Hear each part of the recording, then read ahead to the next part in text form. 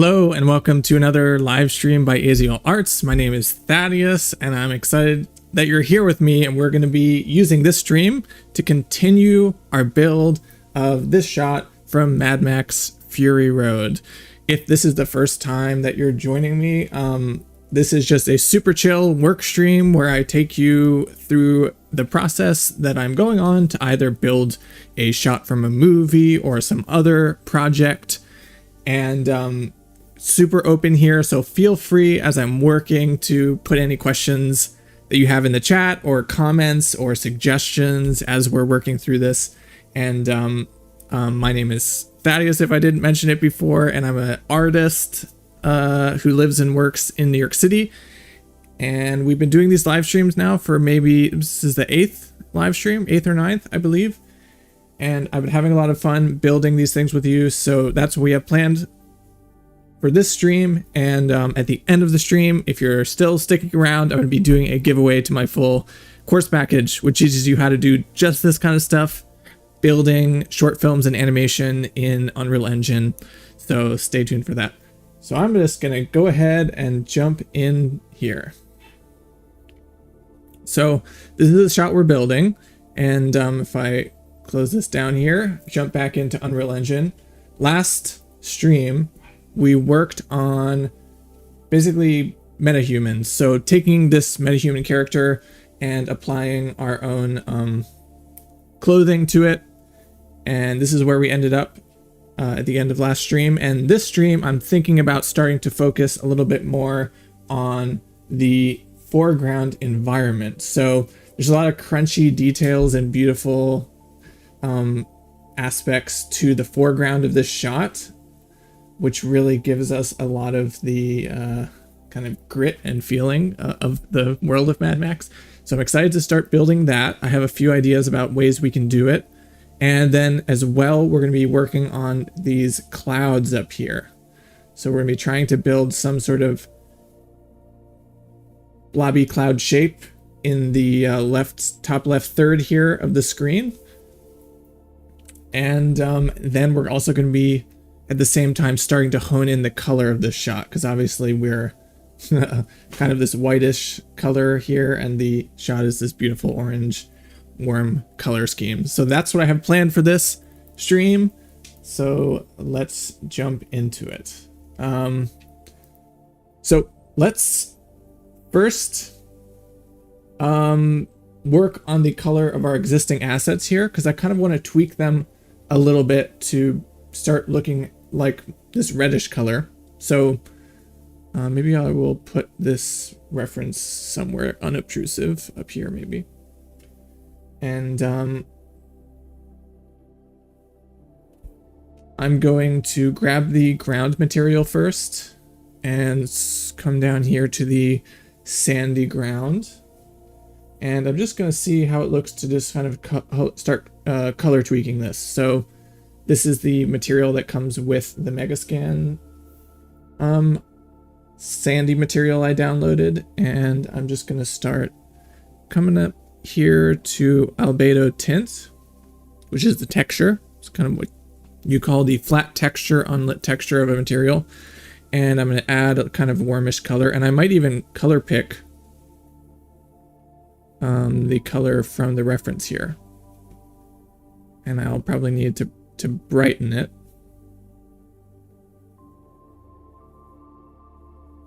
Make it a little more orange and yellow. And something I'm actually not clear on is how much of this coloring is due to the lighting and how much is due to the what's the blend between the texture of the material and the actual lighting and kind of haze that's over the whole shot. So I'm going to just tweak the materials within a reasonable range of these warm values, and then I might also do some color correction in the post-processing volume. So we'll see what gives us a result that we like. So that's starting to look a little warmer here. Maybe I'll try that. Maybe darken it a little bit. It's getting closer.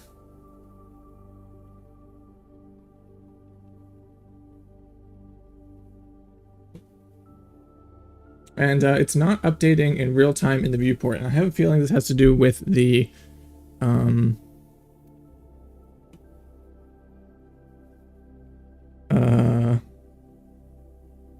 virtual textures that I have set up. Which, if you're curious about how to set up virtual textures, you can check out the avatar live stream, which is on the channel. But I have a question in here in the chat. But really, do you think Charlize Theron was well cast in the movie? Absolutely. I love her. She's not in this shot, but if she was, it would make the shot better. Let's see here. Okay. I think this is looking a little closer. That's too red.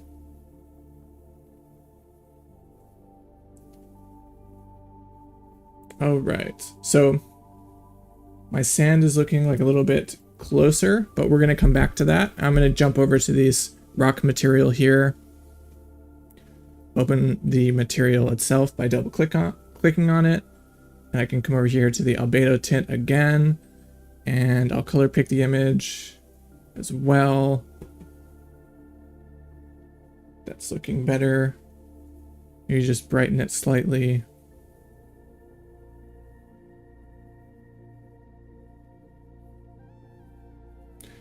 Okay. Looks pretty good.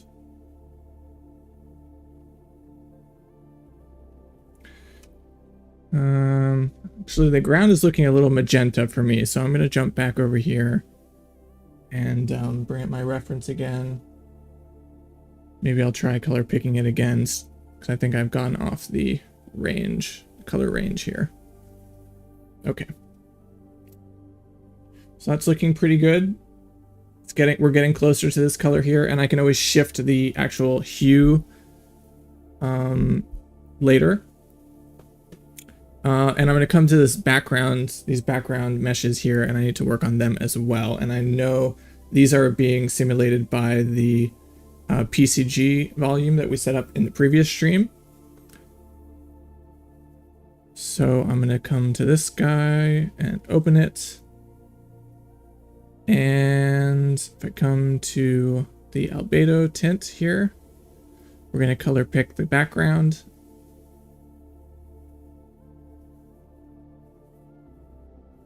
And hit save. And this PCG volume probably just needs to be updated, so I'm going to jump into it by expanding the PCG component here and double clicking this here, which will open the volume. And I believe I just need to re-simulate these mesh because I have them as instances, which if you set up the PCG volume before, just so you know, well, actually, I don't have it set up as instances. I should. These meshes can be instanced instead of just duplicated. So when you remember we set up this PCG volume in one of the previous streams, we didn't actually set this up. So if I switch it to PCG instance packer by attribute, it's going to simulate these as instances of each other in the background, which is going to help with our performance a little bit. And it's still not updating their material, so I might need to come back to this. Looks like they have a different material. Oh, it must be a different piece of geometry. All right, that's fine. So it's my mistake there. I'll just grab this color, copy the hex code, and come back over to the material for those midground assets, paste the hex linear code in here, and that gives them their color, which is a little too dark for me. All right, this is going to require a lot of tweaking, but I think it's at least a little bit closer to what we want. So next, we need to start making a few more pieces of geometry in the foreground that's going to help fill out our detail. And my idea for this is to use our existing PCG volume that we have in here, called the foliage PCG volume, which has stopped simulating for some reason. Oh, there it is. So my idea is to take this, and instead of it having it duplicating these rocks, I'm going to be duplicating meshes, which are these plates here. So these kind of rocky plates here, I'm going to be seeing if I can duplicate them, scale them down, and use that to create this high density detail that we have in the foreground here of the shot. So I will close this and take this material.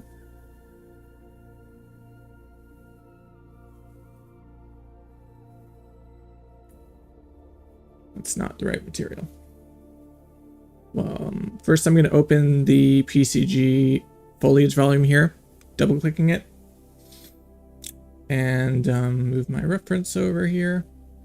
And this is where we have the logic that's duplicating these meshes in the foreground. So I'm going to come in here. I'm noticing I have a question in the chat here. New beings, do you ever use live link for your animations, or do you have a different workflow for your character animations? That's a great question. I use a mix. So I don't actually ever use live link. I prefer to do the animation straight in Maya and then export it as an FBX and import it in so I can continue messing around with it in sequencer. But live link is just as good of an option as that, or I actually do some of the animation in Unreal Engine as well.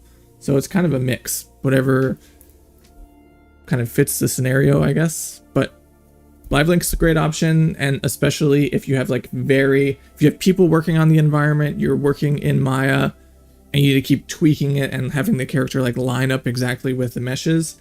I've always found it a little easier to just export like a simplified version of my scene as pieces of geometry if I need the character to interact with things, and then just do the animation in Maya because that's where I'm comfortable. But you know, it could be either, I guess. But that's a really good question. In the case of this guy, we actually used the control rig that's part of the metahumans. So we replaced his clothing, which you can find in the previous stream, and then we are able to use the rig that comes with the metahuman to position him. So if we wanted to like change his posing, we could. That's just one path. Okay, so I'm gonna work on simulating these ground geometry. And if I look at my PCG graph here, which is what's, like I said, simulating these little rocks and little grasses, I believe this mesh spawner here is what's simulating those little rocks. So I'm just going to go ahead and replace the mesh in here with a different mesh just to save time. And the mesh I'm going to be using, like I said, is this sort of little ground plate. So I'm going to drag in. Actually, I should first choose which I'm using. So if I look between these, they have this little kind of sand on it because they're using runtime virtual textures, which I think I might actually just turn off for now since I think I'm having a hard time looking at the material itself. And I can always just come back here, come to the material instance, come to the master material that it's using, and open up this material here. Then this is where all my PCG stuff, my runtime virtual textures are being applied, and I'll just kind of disconnect this here and hit apply, save. Because I don't really want, the virtual textures are kind of messing with my display here. So that's a little bit better. Okay, now I can come back here, take a look at the actual rocks themselves. Okay, so what I'm looking for is a rock plate, this is scanned, you know, from real rocks. And I'm looking for ones that I can probably scale down pretty small and get this a very similar look to this up here. So I'm wondering if this one might be good because it has a little bit of a mix of larger and smaller rocks. Or this one maybe. We'll try this round one and see how that works. So I'll open my PCG graph, come here, drag in my mesh to the static mesh section here. And if you would like more support on how to set up this sort of graph, there are a bunch of videos on the channel about how to do that, which you can find. Okay, so what we see here is that it started simulating little versions of that mesh on the ground here, which is good. So I'm gonna try to position this so I'm not blocking it, but we can still see what's happening. Okay, so I'm gonna come here to the transform points, and this is gonna be what's transforming these little pieces of geometry. And I do want the rotation set up here, but I want to mess with the scale, and the position I'm gonna reset. So they are on the surface, and the scale is very small right now. So I'm gonna slowly increase the scale. And for those of you who are not familiar, the scale min and max here on these transform points node is what I'm using to affect the random range of scales that these meshes could be on the ground. So that's what I'm doing right now. And at the moment, I'll just make them all 0.1 and see how that looks. Okay, we're starting to fill the ground here. That's starting to look better. I'll increase the max scale up to 0.3 maybe. And I'm trying to do this gradually because I don't want to overwhelm my system here. And sorry if my head starts getting a little jerky, it's probably my GPU going crazy. Okay, so this is actually really cool, but the rocks are too big now. So I'm going to lower it.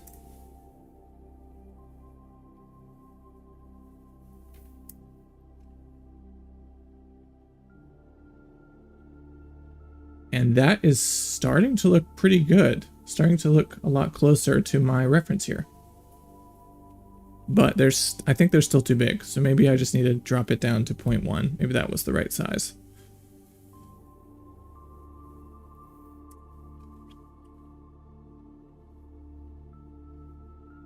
And maybe we can do a range 0.1 and 0.2. Yeah, okay, that starts to look better. And now because they're tiny, we need to create a few more of them. So if we come to our density filter here, which is controlling, it's basically taking a filter of our density information and we're using it to, you know, cut off a range. So that's how we can control how many points are spawning these meshes. So I'll go to my lower and upper bounds and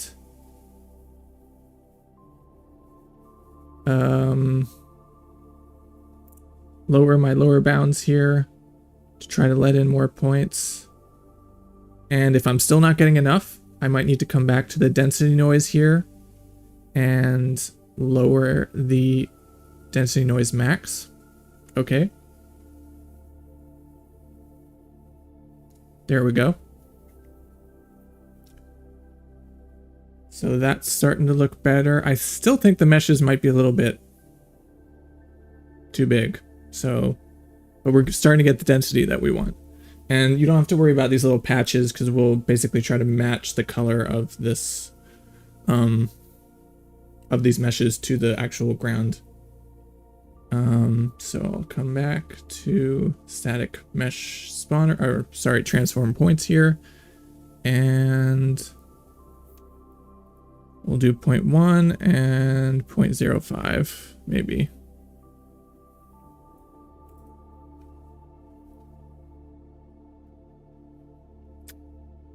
Okay.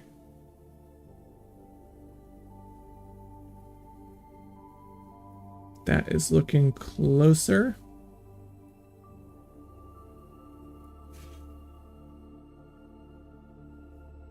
Drop in the chat what you think. Should we go smaller with the geometry? Is it looking like our reference here? I just closed it accidentally. Should we do... What are you guys thinking? I'm going to actually try to come over to the static mesh spawner here and add another mesh option so we can add some variation. And I will drag in this other... oops, I closed it. Drag in this other mesh option. And I think they're all about the same size, so it should just slot in. And I'll drag in this other one as well. I have 3.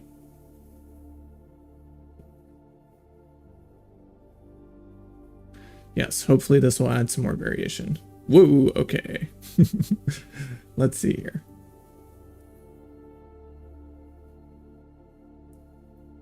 All right. Okay, so this is good. So we have more variation happening here, but we have some meshes that are spawning too often. And so the cool thing about PCG is I can play with the basically how often they will be spawned for the ground. So like how many times we'll be using this mesh in respect to this mesh with respect to this mesh. So I can play with those numbers in the weight here. So I still probably want the first mesh that I put down to be what is most often spawned. So I can make like that be a weight of 5. And then the other one can maybe make a weight of 2. And then the last one a weight of 1. And that way it'll most often spawn the first one, sometimes the second one, and least often the third one. And we can just play around with those different options. Or if I didn't like the third mesh, I could just put a 0 in here and that would remove it. Okay, it looks like that second mesh is very tiny. So maybe I'll try removing that second mesh, adding in the third mesh. Just looking at ways to kind of like fill out the ground in a way that looks varied. All right, that kind of works. Let's increase our density here.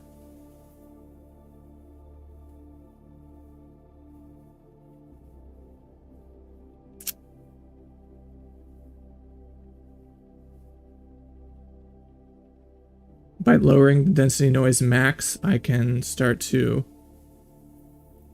basically remove the amount of noise that I introduced to use. Oh, maybe that's going the opposite way.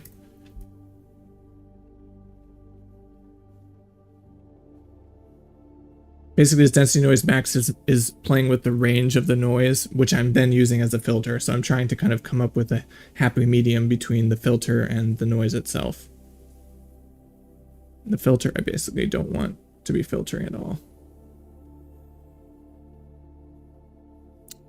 And if this is still not enough points, I can always come back to the surface sampler here and just increase this amount here, which is going to increase all the points that I'm plugging through this equation.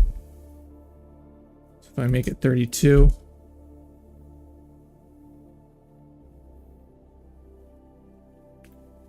it's going to add a bunch of density here. Or not enough. Okay, 36.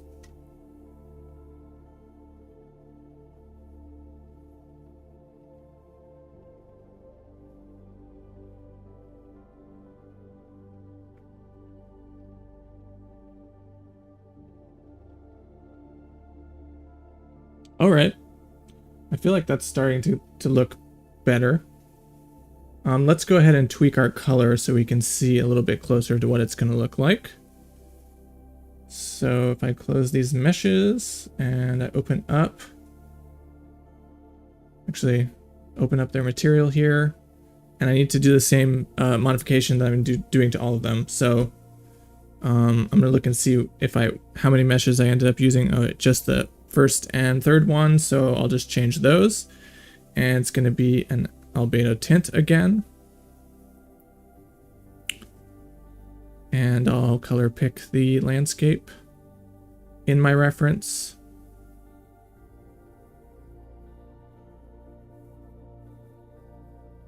And come back over to the other material.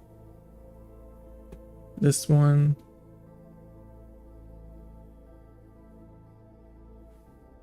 Same deal. Okay.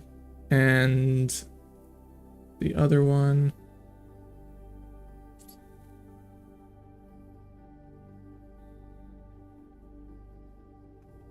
I really have to be careful with overdoing it. That's always the danger here on these color shifting. Because now, yeah, I feel like that's too red now. Be careful with this.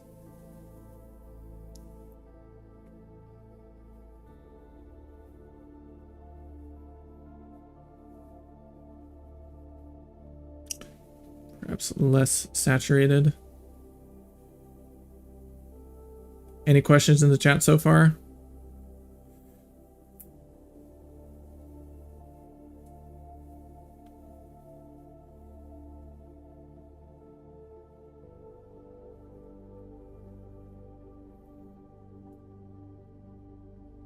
All right, that's looking closer, and we're getting some really nice crunchy detail in the ground, which I'm really happy about. This is how we kind of build it up to look more realistic than just what we get out of a material, which is it's pretty cool. So it really looks like dirt, like crunchy little dirt particulates here.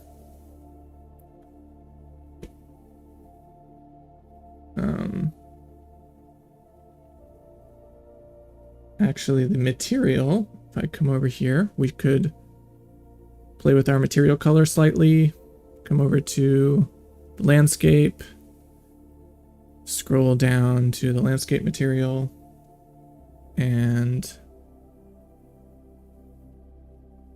I am going to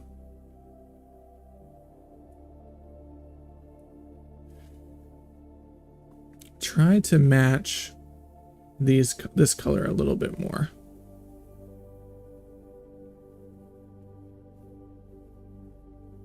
And I feel like my normal map is really not coming through on the little ground area, so I'm going to try upping that too. It might just be my material I'm using. It might just be not dense enough. Let's actually take a look at that. I'm going to come over to my sequence here, which my head is blocking.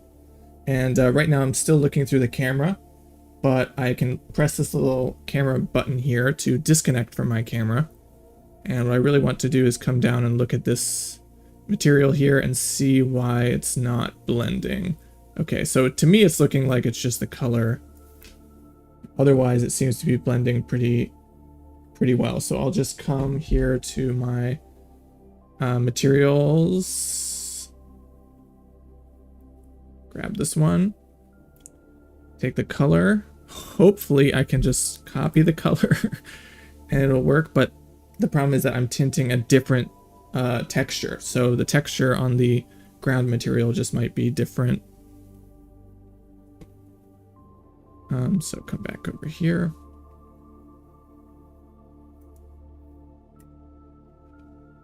Okay, that kind of worked.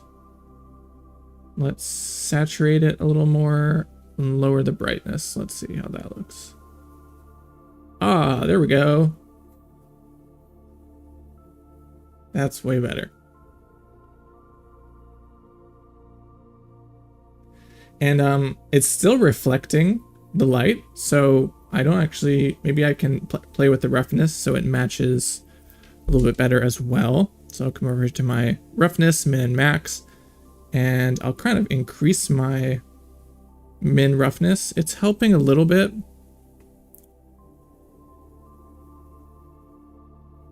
But it might just not be bumpy enough from this angle. It's really not really working as well.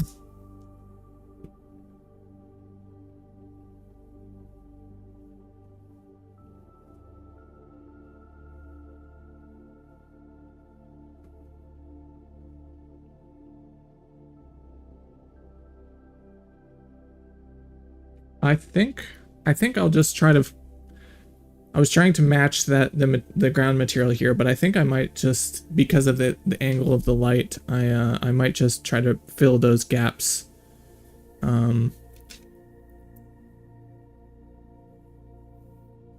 Interesting, the specular might be responsible here. Well, I might just try to fill the gaps here with more meshes. That might be easier actually than trying to tweak this to be perfect. So come back to my PCG volume here.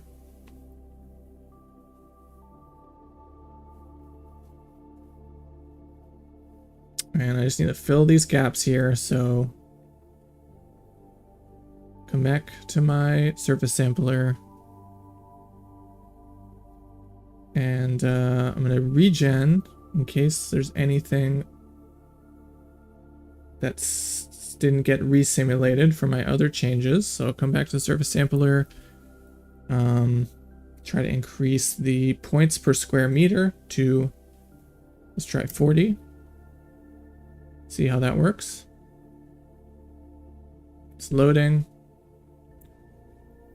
Something it might be is that the points are bumping into each other. So what if I'm increasing the points per square meter here and I'm not seeing much change in the placement of the PCG points for the ground, it might be my point extents here, which is basically the hitbox of the points to tell it not to spawn on each other.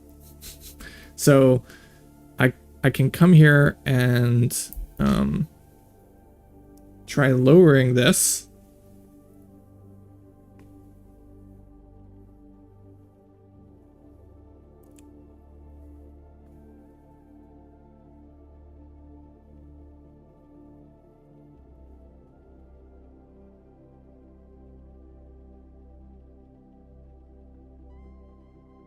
That helps a little bit, and maybe I'll just disconnect my filters here and see if there's any sort of residual points that I'm missing.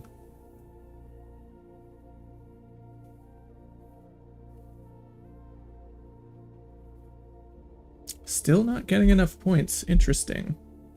If anybody has an idea of what might be the cause here, feel free to drop it in the chat.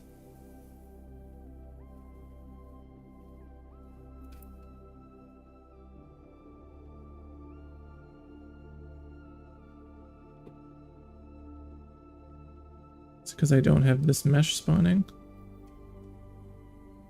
Shouldn't be. No.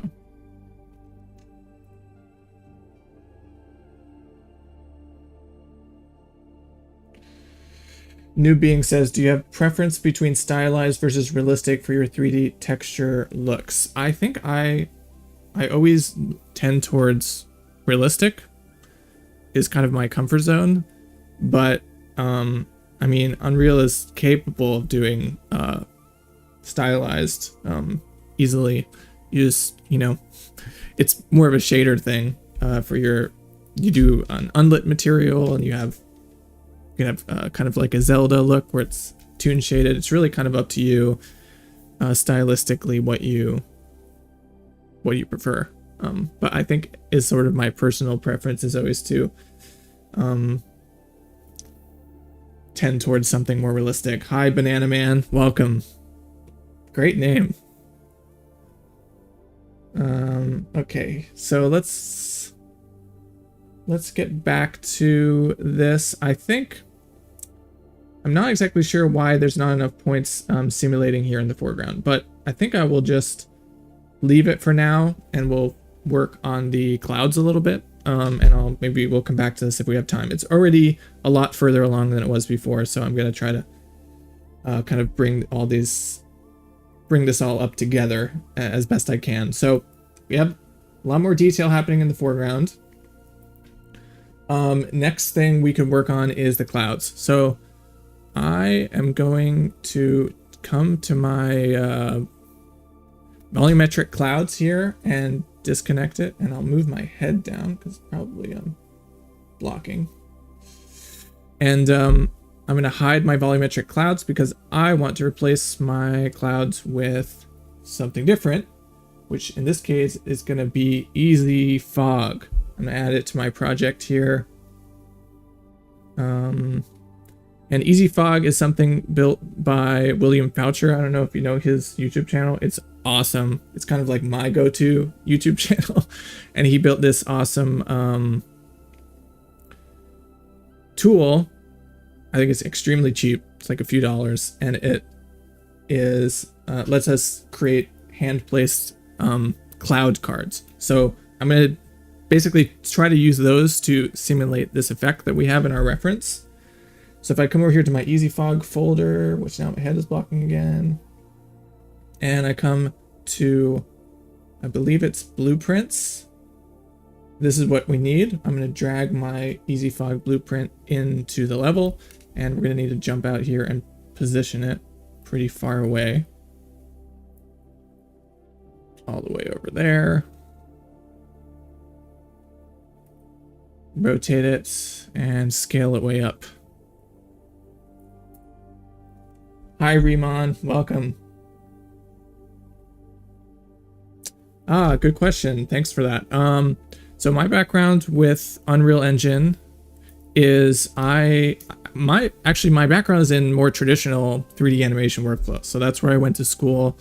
Maya kind of, and I worked in the commercials, world of commercials for a while, and I was like a character animator at first, and then I slowly transitioned into being a generalist, and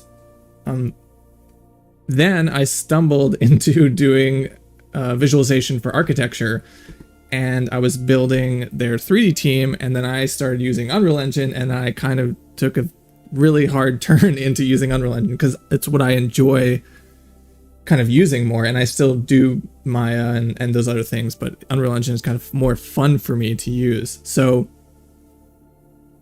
yeah, I just started using that, and then I started doing jobs using just Unreal Engine instead of Maya, and now I teach, do the YouTube, and do projects for different people with Unreal Engine.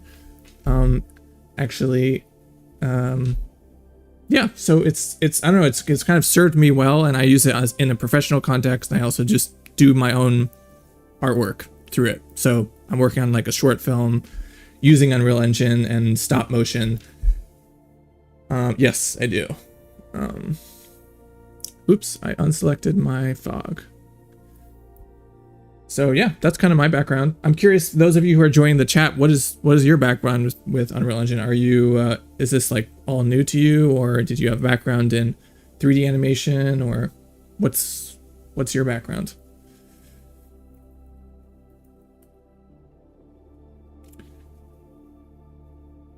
By the way, I'm just positioning this fog card here, which is looking pretty good.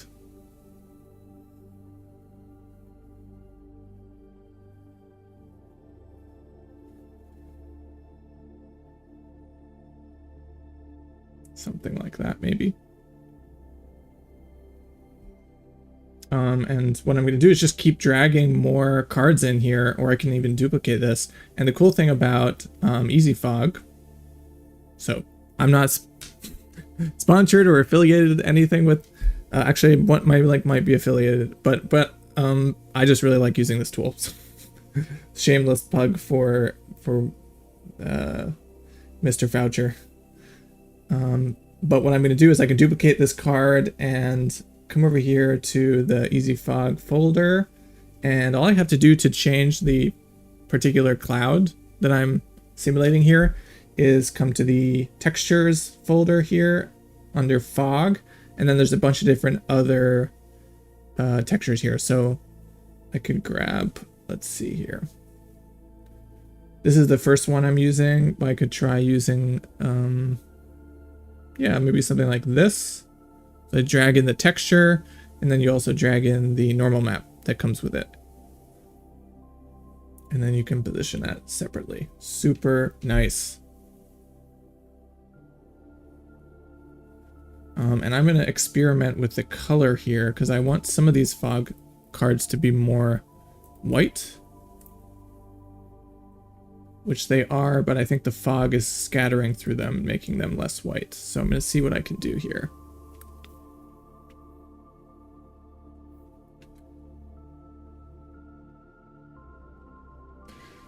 So Banana Man, the giveaway I'm doing pretty soon actually is I have a sequence of courses that I sell on using Unreal Engine as a filmmaking tool. So for the people who are joining me live in the stream here, I'm going to be giving away one of those to anybody that we're going to do a random drawing. And also those of you who are joining and didn't catch the beginning, I'm doing a discount for anybody watching the stream here, which you can find below the video for the rest of the day. So that's what that's about. Okay, so I'm coming here to the fog, and I'm going to see if there's a way I can brighten it up a little bit. I'm thinking the emissive intensity. Yeah, there we go. So I'm going to position this here and start trying to build that look. It doesn't have to be 100% perfect, but it is actually starting to get there.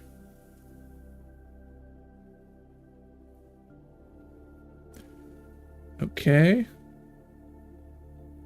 And I'll do one on the other side here. Maybe there's a different fog I can use over here. Perhaps this one. Drag in here. Yeah.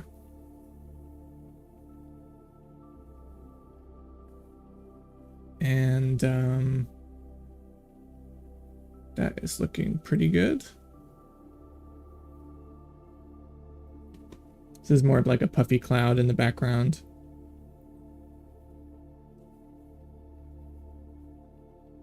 Yeah, there we go.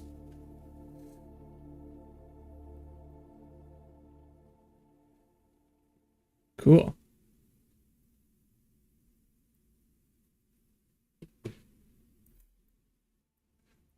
I'll rotate this one, add some variation. So maybe this one I'll replace as well.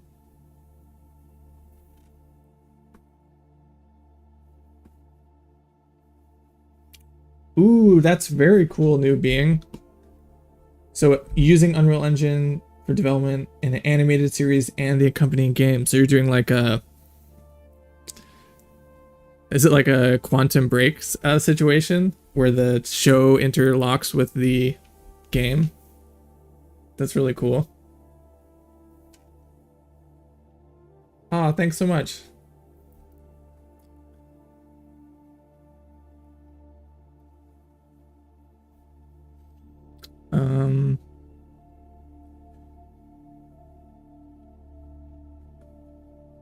Last thing I'll do here is modify this here, this connection with the ground, which is something cool. We can come over here to the geometry fade distance and use it to fade as it gets close to the ground. So that's a pretty cool feature here. We'll adjust the fade distance of this one too. Help it blend with the ground a little bit better. Great. And finally, maybe this last easy fog will do. Just duplicate it, rotate it, so we get a little bit denser of a cloud. Awesome. Okay, cool. Oh, that's so cool, dude. Do you have anything on your YouTube for that game? Maybe I'll check it out after. All right, so I think we're good on this stream here. I think we've taken it a good distance. Next stream we'll be continuing to what's up, RTX Venom?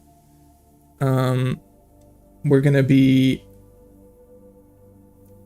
doing the giveaway in a few minutes, and sorry, I lost my train of thought. In next stream, we're going to be further developing the details in the foreground and starting to tweak the color even more in the post-processing. And then I think we're ready to start animating the camera and start talking about rendering. So I'm super pumped. So if you are here still with me joining, we're about to do the giveaway. And if you would like to be part of that giveaway, put a fire emoji in the chat so I know you're still here. And the giveaway is going to be on the Unreal Engine Filmmaker package, which, if it's all right with you, I'm just going to take a few minutes and just explain what it is that I'm giving to you. So I'm going to open up this section here. Remove my reference. Oh no, sorry guys. my live stream signed me out here. So talk amongst yourselves.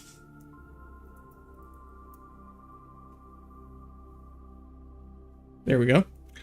Okay, so let's talk about this. Unreal Engine Filmmaker. If you're here, hopefully you're interested in using Unreal Engine to make some sort of animations, or maybe a film, or a game and a film, like New Beings. Like, that's a lot of work, but I'm super pumped to check it out. Glad you're here. So yeah, if you're here and you're interested in using Unreal Engine for that kind of stuff, Unreal Engine Filmmaker is kind of for you. And especially if those of you who are like trying to like get up and going, but like you don't really know where to start. There's a lot of like information out there, and they're all like telling you different things. Basically, I have built films using Unreal Engine from start to finish, and I basically took that process that I used from teaching myself Unreal Engine, and I tried to like condense it down to something as manageable as possible. And this is one of the films that I built completely in Unreal Engine from start to finish in under 30 days, which is what I teach you to do in this sequence of courses.